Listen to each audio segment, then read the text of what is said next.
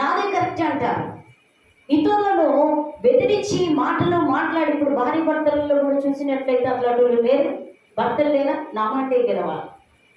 ఇక దేవుడు ప్రభువు వలె ఉండమని చెప్పినందుకు వీరు ప్రభువు వలె ఉండడేమో కానీ తిట్టడమో ఎక్కువ అవుతుంటుంది. ప్రభువునకు వలె ఉండమని చెప్పాడు దేవుడు, కరెక్టే, లోబడాలి అన్నాడు.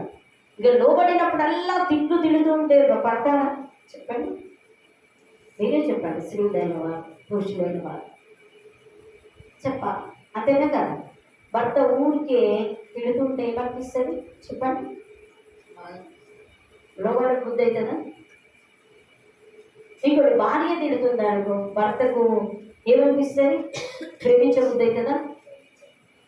అంతే కదా, రెండు ఈక్వల్. దేవుని బిడ్డ ఆయన నరులను చేశాడు కాబట్టి మరి ఏ విధంగా ఉండాలి? ఫలించాలి, ప్రేమలో ఫలించాలి, కుటుంబంలో ఫలించాలి, ప్రేమ కలిగి మరి ఏంటిదండి, భార్య భర్తల ప్రేమ కలిగి ఉండాలి, బంధుత్వం అనే ప్రేమ కలిగి ఉండాలి, అంతేనా? అన్నిట్లలో ప్రేమ కలిగి ఉండాలి. ఫలించాలంటే ఒక్కదాంట్లోనే ఆశీర్వాదం ఏంటిదండి, బిల్డింగ్లు కట్టడము, ఏంటిది ఏసీ కార్లు కొనడం, వాటిని కాదు ఫలించేది. మన జీవితాలు ఫలించాలంటే అన్నిట్లలో ఫలించాలి. ప్రేమ అనే ఫలము పొందుకోవాలి, అంతేనా? ప్రేమ, సంతోషం, సమాధానం. కొంతమంది కుటుంబాల్లో సమాధానం ఉండదు, అంతేనా? ఐక్యత ఉండదు. మరి ఇవన్నీ ఫలించాలి. ఫలించడం ద్వారానే మన ఫలభరితంగా దేవుడు మనలను దీవించడం ప్రారంభిస్తాడు.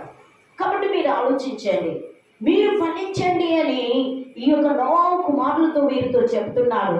మీరు ఫలించి ఏం కావాలంటున్నాడు? మీరు భూమి మీద సమృద్ధిగా, అంటే చూడండి ఎంత సమృద్ధిగా అంటే మరి ఆ విధంగా మీరు సమృద్ధిగా ఉండండి అని చెప్తున్నాడు.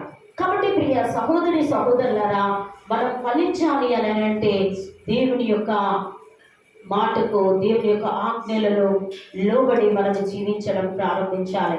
అదేవిధంగా ఆదికాండము 9వ అధ్యాయము 1వ వచనం మనం చూసుకున్నాం. మరి ఆదికాండము 1:22 వచనం చూస్తున్నాం. 1:22 మరి ఏ విధంగా మరి వారు ఫలించి ఉన్నారన్నది మనం చూస్తున్నాం. దేవుడు 1:22 చదవండి. దేవుడు మీరు ఫలించి అభివృద్ధి పొంది సమస్త సముద్ర జలములలో నిండి ఉండుడనియు పక్షులు భూమి మీద విస్తరించును గాకనియు వాటిని ఆశీర్వదించెను. ఎవరు ఆశీర్వదించి ఉన్నాడు? దేవాది దేవుడు వీటన్నిటిని ఆశీర్వదించి వారికి అప్పగించి ఉన్నాడు. దేవుడు మీరు ఫలించి అభివృద్ధి పొంది సముద్ర జలములలో నిండి ఉండుడనియు పక్షులు భూమి మీద విస్తరించును కాకని వాటిని ఆశీర్వదించి ఉన్నాడు. అప్పటికి మరి ఎన్నో దినమైనదమ్మా? 5వ దినమైనది. ఏదైనా క్రమము చొప్పున దేవాతి దేవుడు చేసి ఉన్నాడు. నీవు నేను కూడా క్రమము చొప్పున ఆయన సన్నిధానంకి వచ్చి ఆయనను ఆరాధించడము ప్రారంభించాలి. ఎప్పుడైతే మనము ఆయనను ఆరాధించడం ప్రారంభిస్తామో ఆయన మనలను ఫలించి అభివృద్ధిలోనికి నడిపిస్తాడు. కాబట్టి దేవునికి ఇతడు నోవు మరి ఏంటిదండి లోబడి ఉన్నాడు. కాబట్టి మరి వారిని ఏంటిదండి వారి ఫ్యామిలీని అంతా దేవుడు దీవించి ఉన్నాడు. మీరు సమృద్ధి దీవెనలు పొందండి. మీరు ఏంటిదండి మీరు విస్తరించిన గాకానియు దేవాది దేవుడు ఆజ్ఞయించి వారిని ఆశీర్వదించి ఉన్నాడు. ఆశీర్వదించిన తర్వాత 5వ దినమయ్యన్నది. అదేవిధంగా 2వ అధ్యాయము 3వ వచనం చదవమ్మా. 2వ అధ్యాయము ఒక్క నిమిషం. 2వ అధ్యాయం 3వ వచనం. కాబట్టి దేవుడు 7వ దినములో ఆశీర్వదించి పరిశుద్ధపరిచెను. ఎలయనగా దానిలో దేవుడు తాను చేసినట్టు సృజించినట్టు తన పని అంతటిని నుండి విశ్రమించెను.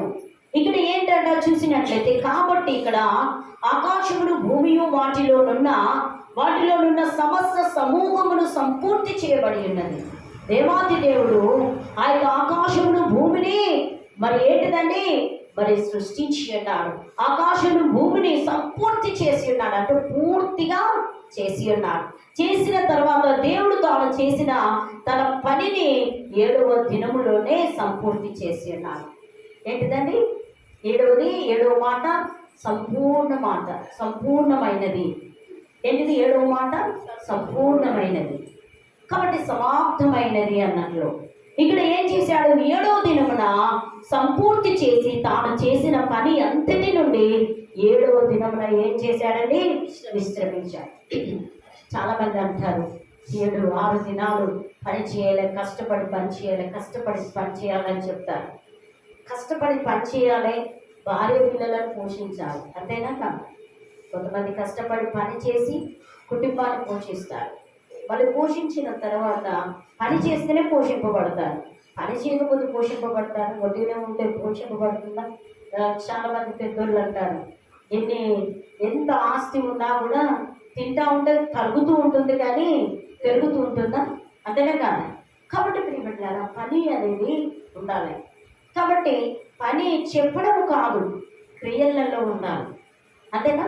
పని అనేది క్రియలలో ఉండాలి. చేయడం అనేది క్రియలలో ఉంటేనే పని చేసినట్లు. మనం చెప్పినంత మాత్రాన నేను చెప్పి చేయకపోతే తప్పే, అంతేనా కదా? నేను చెప్పి చేయడం ద్వారా అదొక పని అంటున్నాను, అంతేనా? కాబట్టి ఇక్కడ ఏమని అంటున్నాడంటే ఏంటిది? ఆయన 6 దినములు 7వ దినమున దేవాతి దేవుడు విశ్రమించి ఉన్నాడు. కాబట్టి దేవుడు 7వ దినమును ఆశీర్వదించి ఉన్నాడు. ఏంటిదట? ఆ యొక్క 7వ దినమున దేవుడు ఆశీర్వదించి ఉన్నాడు. ఆ దినమును ఆశీర్వదించి మరి పరిశుద్ధపరచెను. ఏలయనగా దానిలో దేవుడు తాను చేసినట్టు సృష్టించి నట్టు తన పనిని అంతటి నుండి విశ్రమించి ఉన్నాడు. అన్నిటినీ చేసి ఉన్నాడు.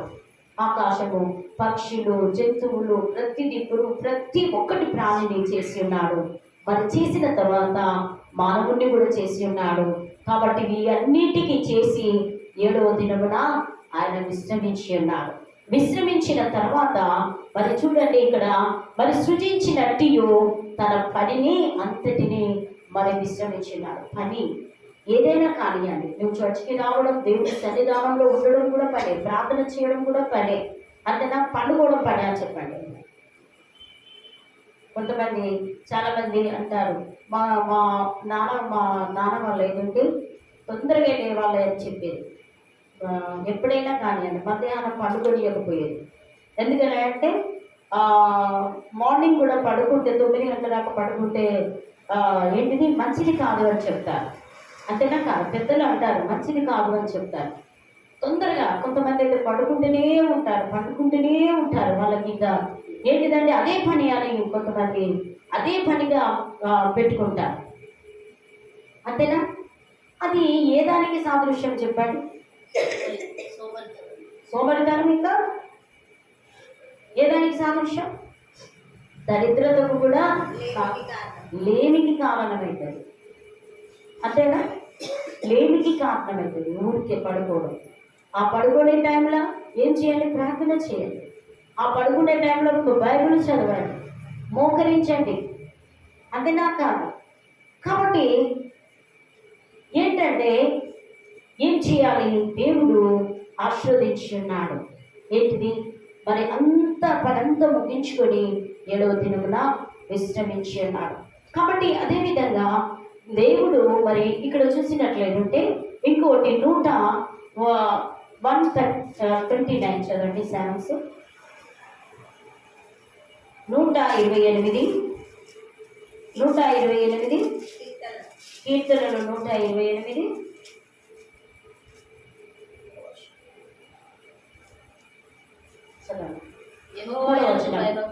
మూడో వచనం. నీ లోగిట నీ భార్య ఫలించు ద్రాక్షవల్లి వలె, నీ లోగిట నీ భార్య ఫలించు ద్రాక్షవల్లి వలె ఉండును.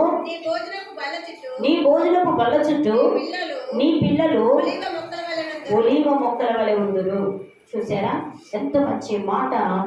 మరి ఆ యొక్క ఏంటిదండి పురుషులకు చెప్తున్నాడు. నీ భార్య ఏంటిది? నీలోకిట భార్య ఫలించు ద్రాక్షవల్లి వలె ఉండును. నీ భోజనపు బల్ల చుట్టూ ఏంటిదంట? మొక్కల వలె, ఒలీవ మొక్కల వలె పిల్లలు భోజనపు బల్ల చుట్టూ ఉంటారని చెప్తున్నాడు. ఎందుకు ఉంటారు? ఏ విధంగా ఉంటారు? యెహోవా యందు భయభక్తులు కలిగి. ఎప్పుడు ఉంటారు తెలుసా? తల్లిదండ్రుల మాట ఎప్పుడు వింటారు తెలుసా? పిల్లలు ఎప్పుడు వింటారు తెలుసా? దేవుని యందు భయభక్తులు కలిగి ఉన్నప్పుడే. అంతేనా? మొదటిగా పెద్దవాళ్ళు ఉన్నప్పుడు వాళ్ళు కూడా అదే మాదిరిగా జీవిస్తూ ఉంటారు. మనం ఎలా నడుస్తామో పిల్లలు కూడా అదే మార్గంలో నడవడం ప్రారంభిస్తారు. మనం ఏ మాట మాట్లాడితే అదే మాట, మనం ఇంగ్లీష్ నేర్పించినాం అనుకో, ఇంగ్లీషే మాట్లాడుతుంటాం. తెలుగు, హిందీ ఏ లాంగ్వేజ్ నేర్పిస్తే పిల్లలకు ఆ యొక్క స్టార్టింగ్లో వారు మాటలు మాట్లాడేటప్పుడు వాళ్ళకి నేర్పిస్తే అదే మాట మాట్లాడడం ప్రారంభిస్తారు. నువ్వు ఒకవేళ చెడ్డ మాటలు నేర్పించావు, చెడ్డ మాటలే మాట్లాడుతూ ఉంటారు. కాబట్టి మనము దేవుని యందు భయభక్తులు కలిగి ఉన్నప్పుడు ఏమిట్లారా మన పిల్లలు కూడా అదే మార్గంలో నడవడం ప్రారంభిస్తారు. ఇక్కడ ఏమని అంటున్నాడంటే, యెహోవా యందు భయభక్తులు కలిగి ఆయన త్రోవల యందు నడుచు వారందరూ ఏంటిదట? ధన్యులట. పుణ్యాత్ములై ఇచ్చున్నారు. ఏంటిది? ఆశ్రదింపబడిన వారే ఇచ్చున్నారు. ఏంటిది? ఇప్పుడు నీవు దేవుని యొక్క త్రోవలో నడవాలి, దేవుని యొక్క మార్గంలో నడవాలి. చాలా మంది ఏమని అంటారు? అమ్మ నువ్వు టీవీ చూసుకుంటూ ఉండు, నేను ప్రార్థనకు వెళ్ళొస్తాను. కాదు, నీ పిల్లలు కూడా, నీ బాబులు కూడా, నీ బిడ్డలను కూడా నీ దేవుని సన్నిధికి తీసుకొని రావడం ద్వారా ఏంటిదండి? వారు కూడా మా డాడీ మా మమ్మీ చర్చ్కి వెళ్తున్నారు కదా, నేను కూడా వెళ్తాను, నేను కూడా ఈ విధంగా ప్రార్థన చేస్తానని వారు అనుకోవడం ప్రారంభిస్తారు. వారు కూడా ఏంటిదండి? ఫలించడం ప్రారంభిస్తారు. దేవుళ్ళు ఫలించడము ప్రారంభిస్తూ ఉంటారు. కాబట్టి నీ మాట, అప్పుడు నీ మాటకు లోబడుతూ ఉంటారు. నీవు ఎప్పుడైతే నీవు దేవుని యందు భయభక్తులు కలిగి ఆయన యొక్క మార్గంలో నడవకుండా ఉంటావో పిల్లలు కూడా నేను దేవుని యొక్క మార్గంలో నడవరండి. నువ్వు ఎలా నడుస్తున్నావో అలాగే నడవడం ప్రారంభిస్తారు.